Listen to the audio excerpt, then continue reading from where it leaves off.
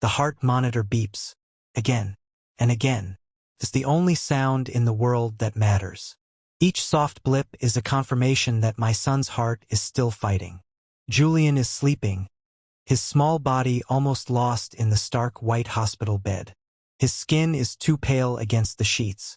I reach out, my hand trembling slightly, and adjust the oxygen tube under his nose. He doesn't stir. He's 5 years old, and he's already so tired. It started with a cough. Just a little one a few months ago. I thought it was a cold. Then maybe allergies. But then he got so tired he couldn't finish his peanut butter sandwich without resting his head on the table. His pediatrician, Dr. Evans, listened to his heart for a long, long time. The silence in that room was heavier than any sound. "Duncan," she said, her voice gentle but firm. "Julian's heart is enlarged. It's a condition called hypertrophic cardiomyopathy." The world tilted. I remember the poster on her wall of the food pyramid suddenly looking absurd. "What does that mean?" I asked. "It means the heart muscle is thickened, making it harder for it to pump blood. It's serious. The word echoed as we were sent to a specialist, then to this children's hospital. A parade of doctors in white coats used words like genetic, progressive, and heart failure. My beautiful, vibrant boy was being reduced to clinical terms. Then, one day, Dr. Sharma, the head cardiologist, sat me down in this very room. She pulled out a chart, but her eyes stayed on mine. "Mr. Vale, the standard treatments only manage the symptoms. They're not stopping the progression. There is, however, a new gene therapy trial. It's showing remarkable results." Hope, fragile and dangerous, flickered in my chest. "A trial? He can get into it?" "It's not about getting in," she said softly, pushing a single sheet of paper across the table. "It's about funding. The therapy isn't approved by most insurance yet. This is the cost." The fight began then. I was a freelance graphic designer. My income was a patchwork of gigs. I sold my car. I took out a second mortgage on the tiny apartment I'd scraped together. I worked every hour Julian slept, my eyes burning from the screen light, designing logos and websites for companies that had no idea their designer was praying over his son's hospital bed. I started a crowdfunding page. Friends and strangers donated. Their generosity brought me to my knees in gratitude. But the total was a drop in the ocean of that number. The mountain was too high. I was going to lose him. The knowledge was a cold stone in my gut, day and night. 3 weeks later, Nurse Amy came in during her morning rounds. Her usual warm smile was replaced by something else, a kind of bewildered excitement. "Duncan," she whispered, "I have news. Dr. Sharma just called me. The first installment. It's been paid. The gene therapy is a go." I stared at her, sure I had finally fallen asleep at Julian's bedside and was dreaming. "Paid? What do you mean, paid? By who?" "An anonymous donor," she said, her eyes wide. "The money was wired directly to the hospital's fund for Julian's care. It's all verified. It's real." I sank into the chair. My legs gave out. The cold stone in my gut melted, replaced by a flood of dizzying relief. I dropped my head into my hands, and for the first time since the diagnosis, I cried tears that weren't made of pure fear. "Who?" I rasped, looking up at her, vision blurred. "I have to thank them. I have to know who did this." She shook her head, her expression apologetic. "They were very specific, completely anonymous. The hospital board is sworn to confidentiality. It's a ghost, Duncan. A guardian angel. A ghost." 2 days later, the treatment began. I watched, my heart lodged in my throat, as the 4 went in. With each passing session, the funds appeared as if by magic, keeping Julian alive. My gratitude swelled inside me, living and breathing, but it tangled with a gnawing, relentless curiosity. Who was this ghost? And why us? I became a man possessed. I called the hospital's financial office daily until the receptionist started recognizing my voice and putting me on hold indefinitely. I scraped together what little money I had left and hired a private investigator. a weary-looking man named Frank. He came back a week later, empty-handed. "Whoever your ghost is, Mr. Vale, they're a pro," Frank said, sipping his bad coffee.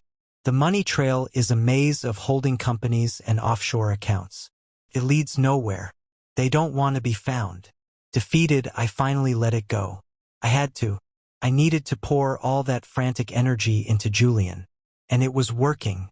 The color was slowly returning to his cheeks. The sparkle was coming back into his eyes. Those piercing green eyes that had always been his alone.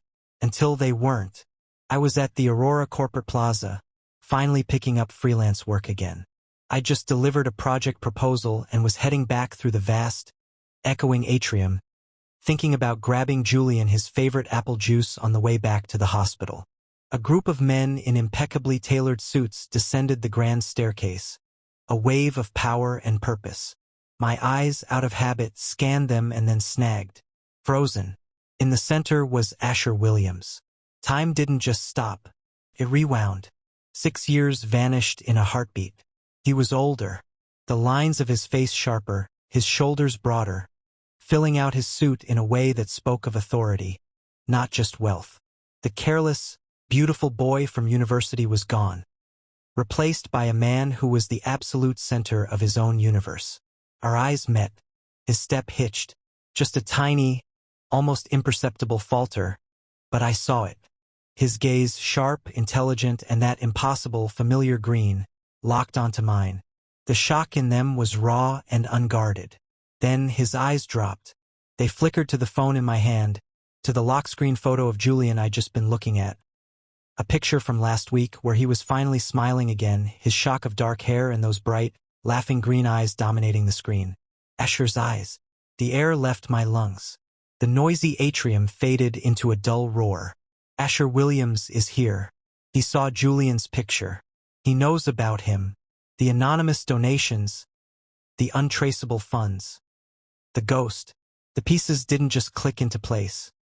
They slammed together with the force of a car crash. My knees felt weak. The ghost wasn't a ghost. It was him. The man who had walked away from me after a single night that felt like a lifetime. The man who never knew I was pregnant. The man who had, from the shadows of his immense, faceless wealth, somehow discovered he had a son. A son who was dying. He didn't move. He just stood there, surrounded by his empire. His gaze a torrent of emotions I could barely process. Shock, a deep, startling guilt, and something else. A desperate, aching hope. The alpha who had shattered my heart 6 years ago was the same man who had just quietly, secretly, put it back together. The memory hit me like that long-ago rainstorm. 6 years ago, a torrential downpour had caught the whole campus off guard, turning the quad into a shallow lake. I was huddled under the library's narrow awning, my art portfolio, containing a semester's worth of work, held uselessly over my head, when a sleek black car pulled up with a quiet purr. The passenger window slid down. "Need a ride?" That voice, deep, calm, cut through the drumming rain. And the face that belonged to it was one I'd seen from a distance for 2 years, Asher Williams. He wasn't just a senior, he was a legend. Captain of the rowing team, heir to the Williams fortune, an alpha whose presence seemed to change the air in a room. And he was in my advanced art history seminar, though we'd never spoken. "I'm soaked," I protested, gesturing to my drenched jeans and jacket. "I'll ruin your leather seats." He shrugged, calm and decisive. "It's a car, Duncan. It'll dry. Get in."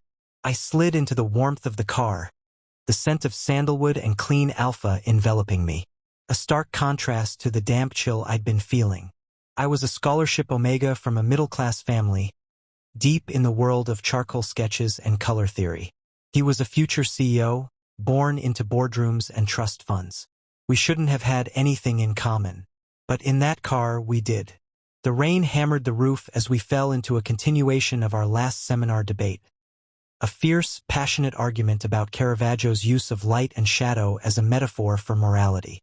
He was sharp, nuanced, challenging me in a way no one else ever had. The 20-minute ride to my shabby, off-campus apartment felt like the most thrilling journey of my life. Here, I said, pointing to my building, suddenly self-conscious of its peeling paint. He looked from the building back to me, his green eyes, intense even in the dim light. "You're the most talented artist in that class, Duncan," he said, voice low and serious. "Don't let anyone tell you otherwise." Then he drove off, leaving me standing in the rain, my heart pounding for a completely different reason. The portfolio was safe, but I felt utterly exposed. That car ride was the spark. The flame grew over the next few weeks. He started seeking me out after class. Our debates continued in quiet corners of the library, voices hushed but fervent. We argued over cheap coffee at the student union, him in tailored blazers, me in paint-splattered jeans. The connection was undeniable, intellectual, challenging, and becoming unbearably physical. The tension between us was a live wire. The air crackled when he was near. My omega side, usually subdued, sang for him, and I could see the effect I had on him. The way his jaw tightened when I laughed, the possessive glint in his eye when another alpha looked at me for too long. The night it happened was after the end-of-year art show. My piece, a large, turbulent abstract called The Storm, had won first prize. Asher was there, not with the usual crowd of admirers, but standing alone in front of it. For a long, long time, when I finally approached, he didn't look away. "It's you," he said quietly, voice barely a whisper. "All that passion and fire, hidden under layers of color. It's how you argue. It's how you look at me when you think I don't see." My breath hitched. The reception was loud, crowded, but we were in our own charged world. "Asher," he finally turned. His gaze burned. "Come to my place," he said, low, commanding, vibrating deep in my bones. "I want to talk to you where it's quiet." His place was a penthouse with panoramic city views that stole my breath. We didn't talk. The moment the door clicked shut, all restraint shattered. It wasn't just a hookup. It was a collision of worlds. It was him pressing me against the floor-to-ceiling window, city glittering below us like a fallen galaxy. His mouth claiming mine with desperate fire. The taste of champagne, the feel of his hands, sure, possessive on my skin. My nails dug into the fine wool of his shoulders as he nodded me, my cries echoing in the vast apartment. It was primal, overwhelming, and for me it felt like a claiming, felt like forever. I fell asleep wrapped in his scent, tangled in his sheets, happier than I had ever been. I woke to coffee and the soft light of dawn. He was dressed in a crisp white shirt and dark trousers, back to me, staring out at the waking city. Every inch the CEO he was destined to be. "Duncan, good you're awake. I have an early meeting with my father and the board." He gestured vaguely to a sleek mug on the kitchen counter. "Coffee there for you." I sat up, pulling the sheet around me, suddenly feeling naked and vulnerable. A meeting? On a Saturday? "The family business doesn't keep student hours," he said. No malice, just fact. A cold, brutal statement highlighting the chasm between our worlds. I dressed in hollow silence. He walked me to the door, posture stiff, a world away from the man who had held me hours before. "Last night was..." I began, heart aching for any shred of intimacy. "It was great, Duncan. A perfect way to end the semester. Perfect way to end the semester. Not just cold, dismissive. A review of a social event. Not a night that had changed my universe." Shards of glass shredding the fragile hope in my chest. "I see," I whispered. His phone buzzed. He glanced at it, expression shifting to focused urgency. "I really have to go. Take care of yourself. Okay?" And just like that, the door closed. I stood in the hallway of his luxurious building, the scent of him still on my skin, feeling more discarded than I ever had in my life. He had gotten what he wanted, a final, passionate fling before graduating and moving into his real life. A life that had no room for a penniless Omega artist. I never told him. A month later, when the nausea started and my senses went into overdrive, I knew. I was pregnant. I tried to call him once, but the number was disconnected. He had graduated, vanished into his corporate empire. My pride, shattered from our last encounter, wouldn't let me try harder. He had made it clear it was a fling. I wouldn't use a baby as a bargaining chip. I decided to raise my child alone. I dropped out of school, moved to a new city, and used my art to build a life. It was hard, but Julian was worth every struggle. He was my light, and he had his father's piercing green eyes, a constant, painful reminder of the man who had walked away. For 6 years, I built my world around my son.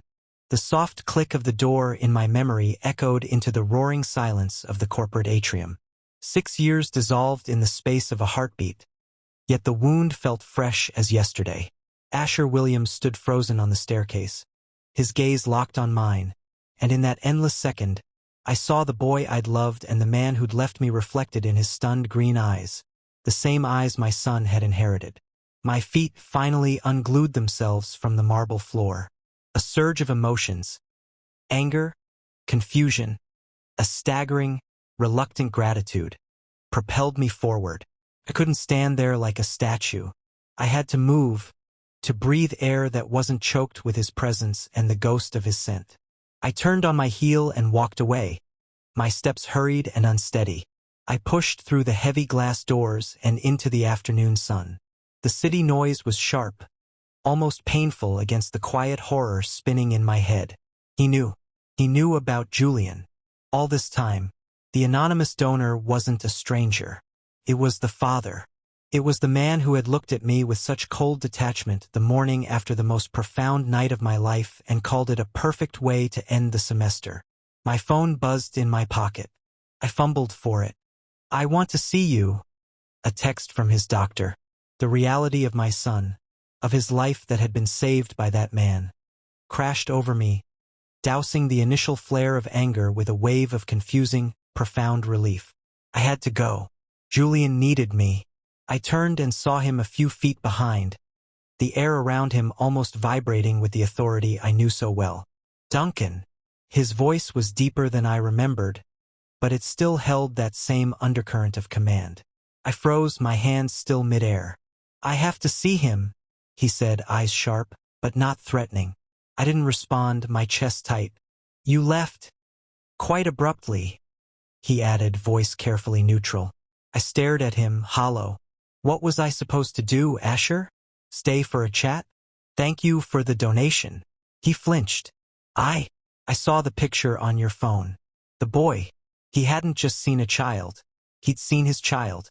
"You knew," I whispered, accusation sharp. "How long? How long have you known about him?" He stepped closer, gaze desperate, pleading. "Not long enough. A few months ago, during a routine check for a charitable foundation. It flagged his medical condition and his parentage. I didn't know. I never knew you were pregnant." The truth hit me. He hadn't abandoned us knowingly. But ignorance didn't erase 6 years of struggle, fear, and loneliness. "You could have come to me," I said, voice trembling. "You didn't have to be a ghost. You didn't have to let me think I was completely alone in this." "What was I supposed to say?"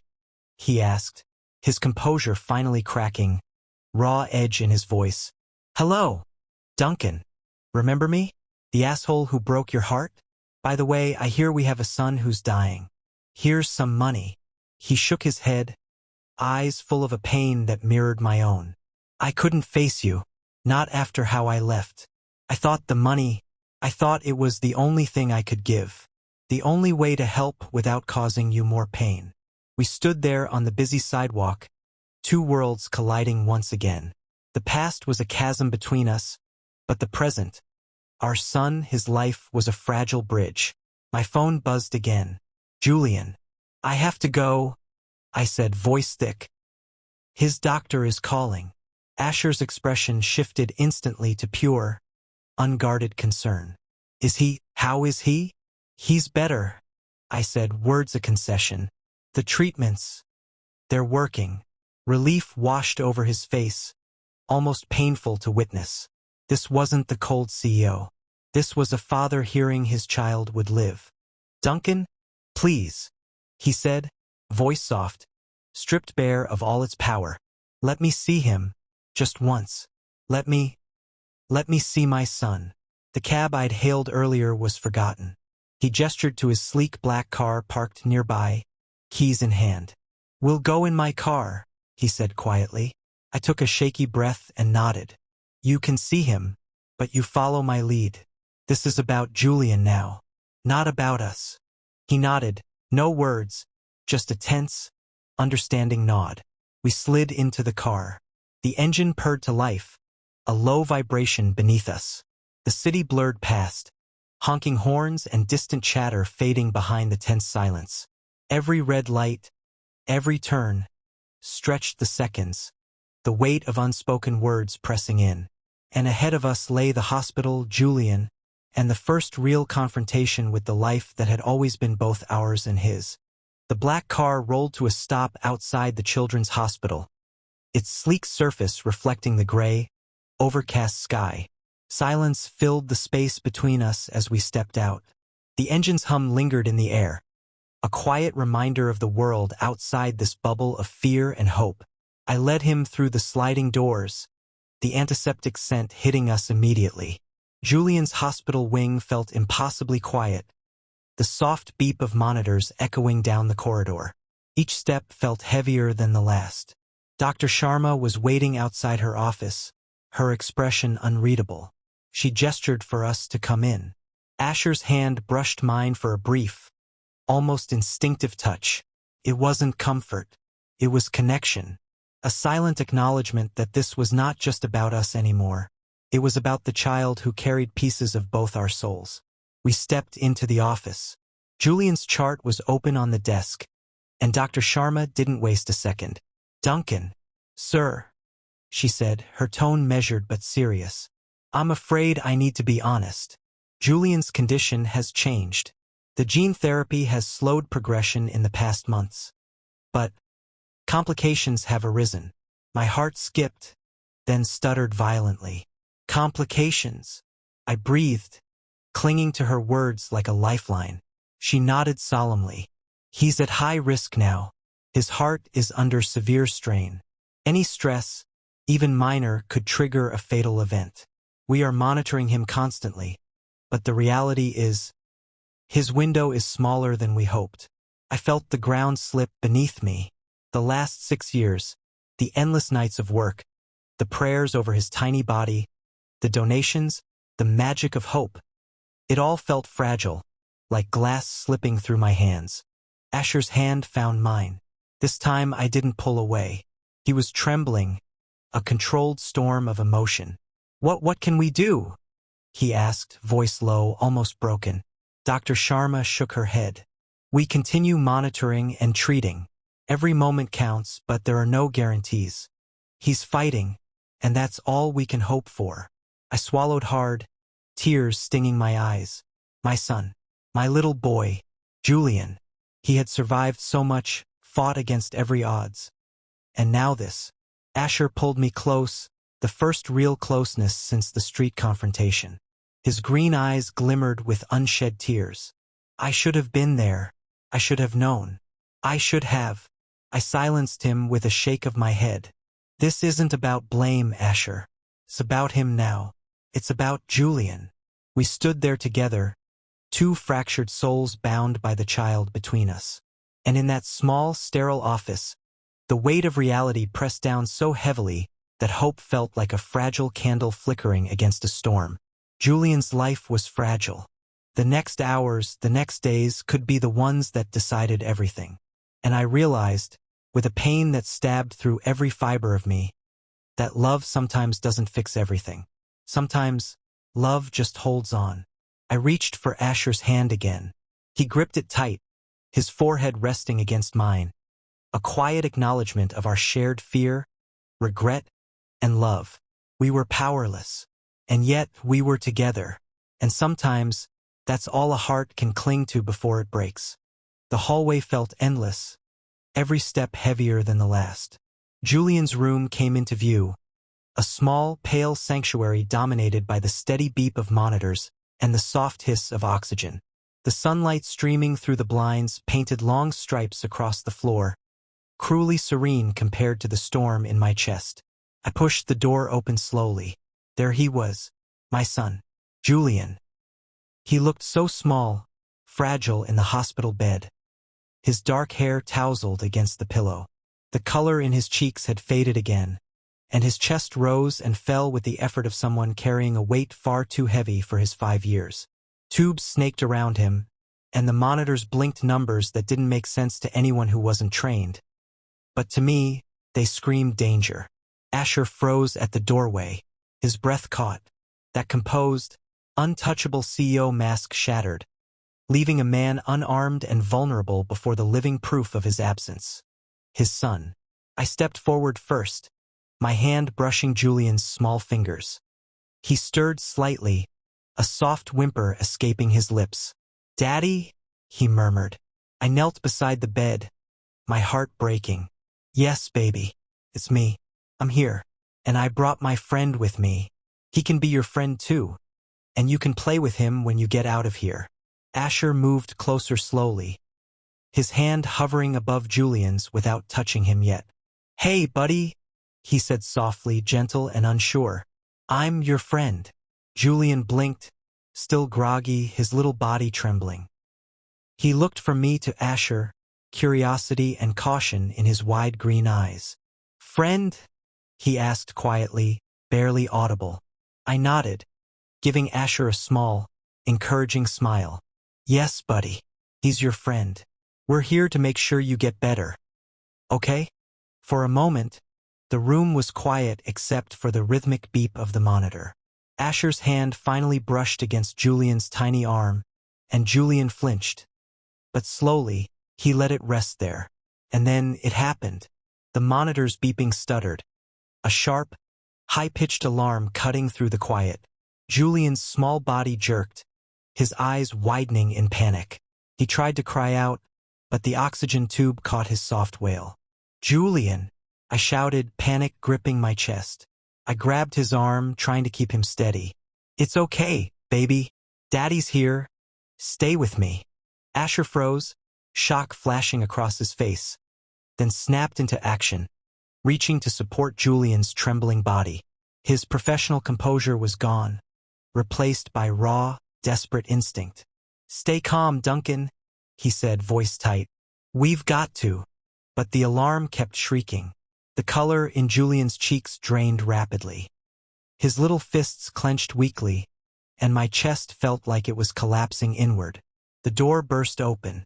Dr. Sharma's voice rang sharp and urgent. "What's happening in here?" I flinched at the sound, guilt and fear twisting together. The monitor. I couldn't finish, my voice choking on panic. Dr. Sharma didn't wait. She pushed past us, her presence commanding. "Step back. Now." Asher hesitated, but I grabbed his arm and pulled him aside, stepping between Julian and the doctor's controlled authority. Julian's tiny body convulsed slightly in the bed, and I clutched him close. The panic button beeped again, red lights flashing on the monitor.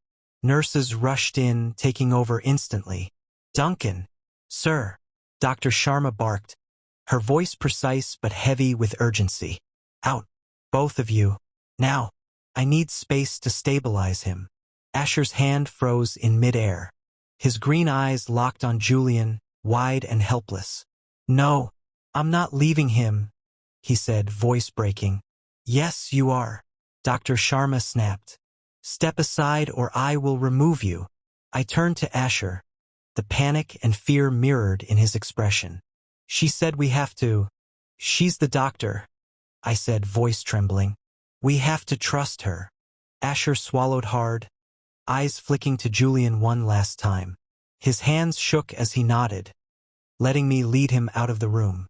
The door closed behind us with a soft, final click. The alarm still echoed faintly through the walls, a relentless reminder that everything had changed.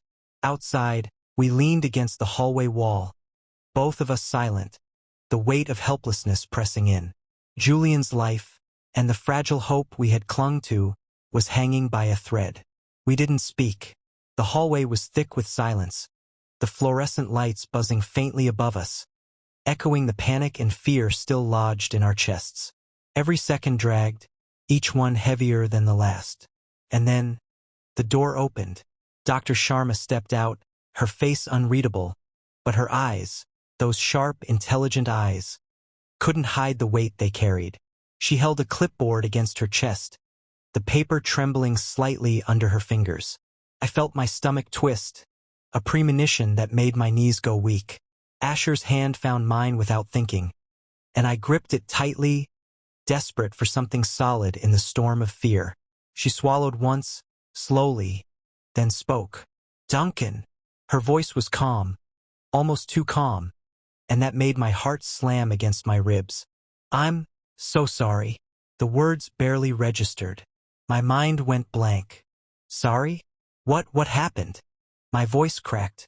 Dr. Sharma inhaled, a shuddering breath.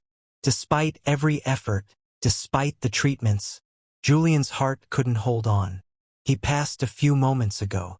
The world stopped. The hallway, the lights, the humming of the monitors beyond the door. They all vanished into silence. "No, that can't be," I whispered, shaking, clutching Asher's hand like a lifeline. "He was supposed to get better. The gene therapy, it worked, didn't it?" Dr. Sharma stepped closer, placing a hand lightly on my shoulder. "It slowed the progression, Duncan. It bought time. But his heart, it was already too weak. He fought with everything he had, but—" Her voice broke, and she looked away. "I am so sorry." Asher's body went rigid beside me, and then he doubled over, a strangled sound escaping his throat.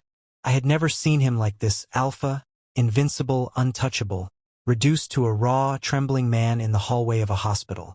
I sank to my knees, gripping Julian's tiny hospital blanket in my hands, imagining him there in my arms, alive, laughing, safe. The grief crashed over me in tidal waves, and I couldn't breathe, couldn't think, couldn't exist in this reality that had just shattered. Asher's hands found my shoulders, then my arms, desperate and trembling. I should have been there. I should have. His words dissolved into nothing, choked by the weight of guilt and sorrow. I didn't reply, tears streaming freely down my cheeks. We sat there in silence, broken, clinging to each other and the ghost of our son.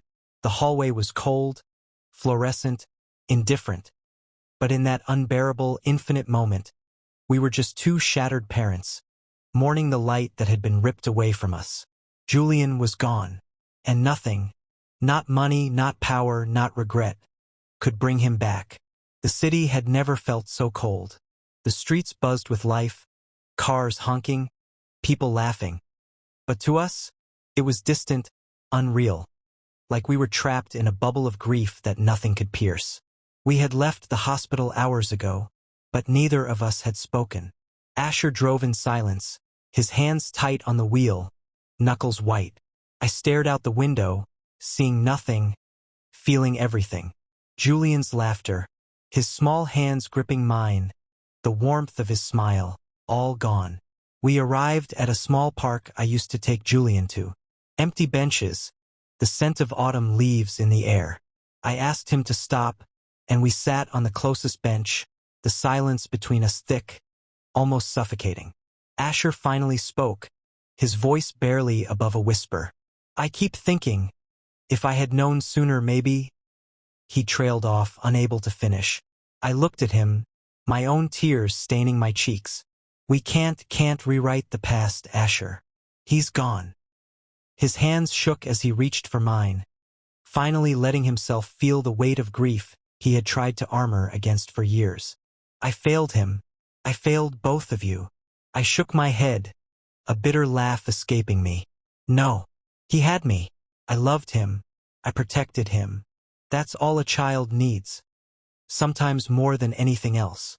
For a long while, we sat there wordless, letting the grief wash over us. Two broken people, connected by the son we had created together, the son we had lost. And then, finally, Asher spoke again, softer this time, almost to himself. We can't bring him back, but we can remember him. Always. I squeezed his hand, feeling the tremor in his fingers. Always. We sat in the park as the sun began to set, painting the world in gold and shadow. The loss would never leave us, never truly heal. But for the first time in hours, we allowed ourselves to simply be. Two broken parents, side by side, mourning the light that had been stolen, and learning, slowly, to carry the memory forward. Julian was gone, but the love we had for him, that would remain, forever, unbroken.